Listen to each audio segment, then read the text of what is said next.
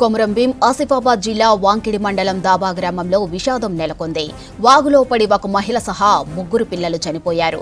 ఖాళీ మందు బస్తా సంచులు శుభ్రం చేయడానికి నీలాబాయ్ తన కూతురుతో వాగుకు వెళ్లింది. అదే సమయంలో మరో 2 పిల్లలు వచ్చారు. 3 పిల్లలు ఆడుకుంటూ ప్రమాదవశాత్తు వాగులోని ఇసుక గుంతలో పడిపోయారు.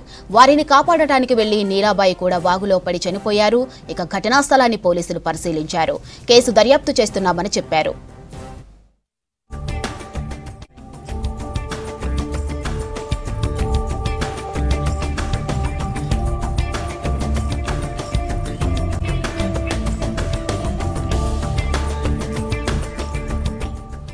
రెడ్డిగా మరింత సమాచారం అంజయ్య అందిస్తారు. చెప్పండి అంజయ్య, ప్రమాదం ఎలా జరిగింది?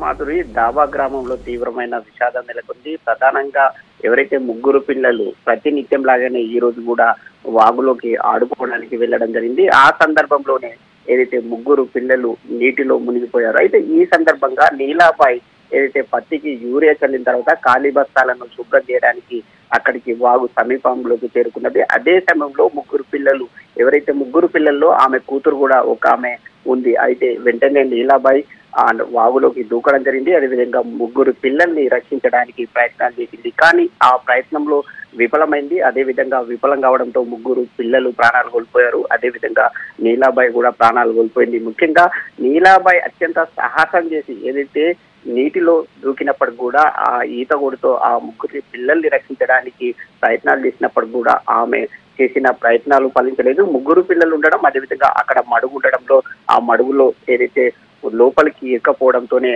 ఈ ప్రమాదం నుంచి బయటపడలేకపోయారని పోలీసులు అంచనా వేయడం జరిగింది. ఇప్పటికే అక్కడికి చేరుకొని ఏదైతే సంఘటన స్థలాన్ని సందర్శించి విచారణ కొనసాగిస్తున్నారు. ప్రమాదం ఎలా జరిగింది, ప్రమాదానికి కారణాలు ఏంటి అనే అంశంపై కూడా విచారణ జరుపుతున్న పరిస్థితి అనిపిస్తుంది. అయితే పూర్తి స్థాయిలో ఏదైతే పిల్లలు అక్కడ వరదను అంచనా వేయలేకపోవడం వల్లనే ఈ ప్రమాదం జరిగిందని స్థానికంగా ఉన్న వాళ్ళు ఒక అంచనా వేసిన పరిస్థితి అనిపిస్తుంది. మాధురి. రైట్ అంజయ్య.